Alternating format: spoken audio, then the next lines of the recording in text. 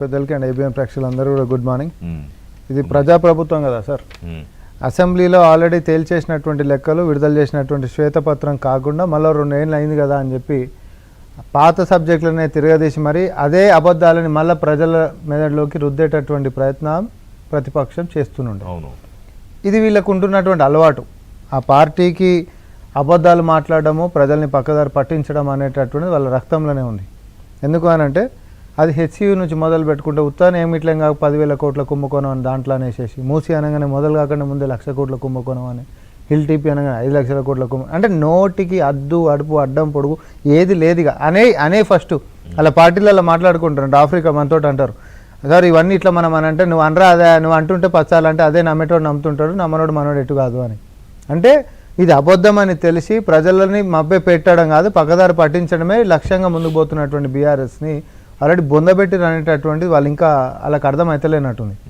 ఏం ప్రాబ్లం లేదు. కానీ ఈరోజు వాళ్ళ అధికారంలో ఉన్నప్పుడు ఏ గన్ పార్క్ని అయితే మూసేసేసిండ్రో, ఎక్కడనైతే ధర్నాలు చేయనీయలేదో, కనీసం ప్రజాస్వామ్యాన్ని బతకనీయలేదో, మా ప్రభుత్వము అధికారంలో ఉంటూ ఓయూకే కాదు గన్ పార్క్ దగ్గర కూడా వచ్చి సవాళ్ళను స్వీకరించేటటువంటి ఖ్యాతి, ఆ యొక్క ధైర్యము, నాయకత్వం కేవలం రేవంత్ రెడ్డి గారి అధ్యక్షతనే నడుస్తుంది అనేటటువంటిది ఈరోజు తేటతెల్లం అయిందా లేదా? గతంలో ఎప్పుడన్నా 10 ఏళ్ళు వాళ్ళ అధికారంలో ఉంటే ప్రతిపక్షాలు వచ్చి ప్రశ్నిస్తే జవాబులు ఇచ్చినటువంటి వాడు ఎవడన్నా ఉండేనా? కనీసం జవాబులు చెప్పినవాడు ఎవడన్నా ఉండేనా? ఓయూలో అడుగుపెట్టేటటువంటి సాహసం చేసినటువంటి వాళ్ళు ఎవరన్నా ఉండేనా? ఇక గన్ పార్క్ దాకా వచ్చాడు, దాన్ని మూసే పెట్టిర్రు. గన్ పార్క్ దాకా అధికార పార్టీ మంత్రివర్గం మొత్తం వచ్చి కూర్చునేటటువంటి సాహసం ఎప్పుడైనా చేసిండ్రా? 4 కోట్ల మందికి న్యాయం చేస్తున్నాము, మేము ధర్మంగా కొట్లాడుతున్నాము, పారదర్శకంగా పరిపాలన అందిస్తున్నాం కాబట్టి వాళ్ళు ఎన్ని ఛాలెంజ్లు ఇచ్చినా అసెంబ్లీ సాక్షిగా ఒప్పుకున్నాం.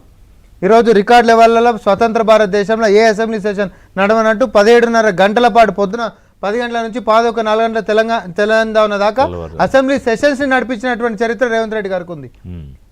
మీ మొక్కలకు ఉన్నటువంటిది లేదు. వచ్చారు కానీ సరే, నిన్న మంత్రి పొన్నం ప్రభాకర్, అడ్లూరి, అజారుద్దీన్ ఇంకా అందరూ వచ్చారు. మరి ఏది వచ్చిన వాళ్ళు వెళ్ళిపోయారు, ఉండలేదు. తర్వాత హరీష్ రావు వస్తానంటే అరెస్ట్ చేయిస్తే ఆయన ఎక్కడ వస్తాడు? అరెస్ట్ చేయిస్తే మరి వాళ్ళు అక్కడ కూర్చుంటే అక్కడికి రావాలి కదా, హరీష్ రావుని రానివ్వాలి కదా. నేను ఒకటి చెప్తా, హరీష్ రావుని పోలీసు వాళ్ళు ఏడికెంచండి అదుపులోకి తీసుకుంది. ఎక్కడ?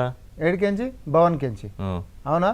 ఇంటికాడికెంచి గన్ పార్క్ రానికే నీకు భవన్ కి ఎందుకు పోయి కార్యకర్తలను తెలంగాణ భవన్ లో మీటింగ్ పెట్టుకుని అక్కడికి వస్తారు కదా, జనాలతో ఎందుకు నువ్వు నీకు సమస్యలకి ఎందుకు అంటున్నాను. ఇప్పుడు మా మంత్రులు జనాలతో వచ్చిండ్రు ఆడికి, మీరు విజువల్ చేయండి.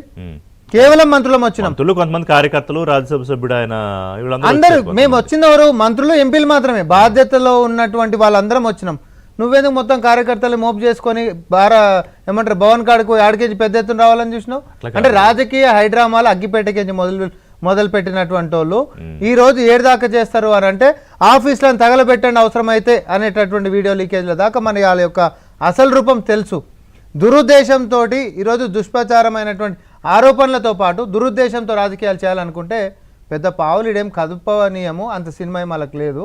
మేము అంటున్నాం కదా, సాహసం నువ్వు ఒకటి గిట్ట చేసినావు, మా మీద ఒక ఆరోపణ చేసినావు, ఇప్పటి వరకు ఏ ఒక ఆరోపణ అన్నా వాళ్ళు కాగితాలు పట్టుకొని అవును సపోజ్ మేము రానిలే అని అనుకుందాం చేసేపు, ఏదైనా పవర్ పాయింట్ ప్రజెంటేషన్ పెట్టి గతానికి వర్తమానానికి ఈరోజు ఉంటున్నటువంటి పరిపాలన తేడా నువ్వు చూపెట్టగలిగినవా? చూపించినావా కనీసం? నేను అంటున్నా సార్, ఓపెన్ ఛాలెంజ్, పిల్లలకి ఏవైతే ఈరోజు మనం ఇస్తున్నటువంటి కిట్ల దగ్గర నుంచి మొదలు పెట్టుకుంటే అన్ని అంశాల మీద కూడా పేరెంట్స్ దగ్గర మాట్లాడాలి. కాదు అందులో ఆ గొడవ ఏంటి అసలు? 1100 కోట్లు ఎంతో బడ్జెట్ అని నిన్న పొన్నం గారు చెప్తున్నారు, టెండర్ వాల్యూ. వీళ్ళేమో అందులో 2,000 కోట్లు 2,200 కోట్లు అవినీతి జరిగింది అంటున్నారు. టెండర్ వాల్యూ కన్నా ఎక్కువ అవినీతి ఎలా జరుగుతుంది ఇప్పుడు? అసలు ఆ విషయం ఏంటి? నేను ఒకటే, ఎందుకు జరుగుతుంది అనేది హరీష్ రావు గారిని అడగాలి. మనం మీరు మమ్మల్ని అడగనే అడగద్దు. ఆ నిరాధారంగా ఆరోపణలు చేసేటటువంటి ప్రతిపక్షాలను అడగాలి. నేను ఇంకొకటి కూడా అంటున్నా, కేటీఆర్ రారు, బీఆర్ఎస్ నాయకులు రారు కదా.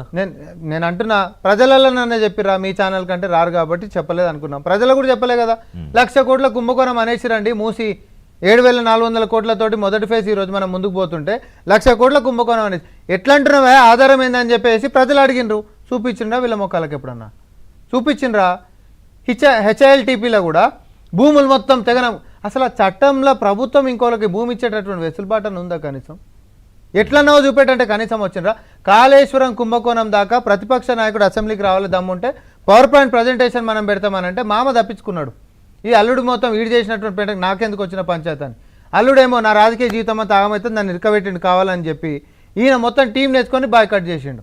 నిజంగా దమ్ము ధైర్యం ఉంటే ఏ పోలీసు వాళ్ళు ఆపనటువంటి వేదిక ఒక రాష్ట్రంలో ఉంటది అని అంటే అది అసెంబ్లీ. అవును.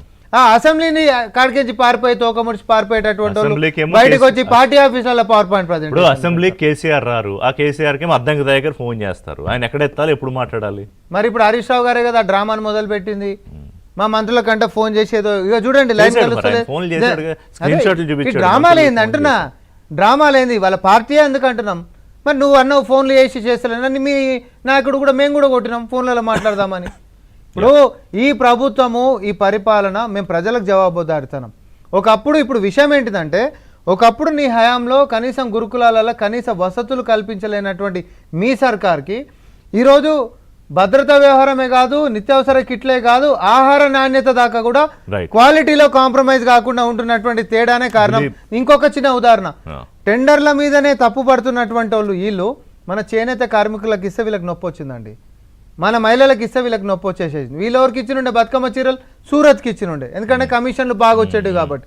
మనం ఎవరికి ఇచ్చినాం కదా సూరత్ నుంచి, అది నేనేమంటారు. కానీ ఆ సూరత్ చీరలు సూరత్ ఎట్లుండే, మహిళలు మొత్తం రోడ్డు మీద చేసి తగలబెట్టినటువంటి పరిస్థితి ఉండే. ఆత్మగౌరవం వ్యవహారం దగ్గరికి మొదలు పెట్టుకుంటే పిల్లలకు అక్షరం నేర్పించే తెలంగాణ పబ్లిక్ స్కూల్ దాకా మేము అన్ని విధాలుగా కూడా చర్చకు సిద్ధమని. కపిలవాయి దిలీప్ కుమార్ గారు, ఆర్ఎల్డి తెలంగాణ అధ్యక్షులు, మాజీ ఎమ్మెల్సీ. నమస్కారం దిలీప్ కుమార్ గారు.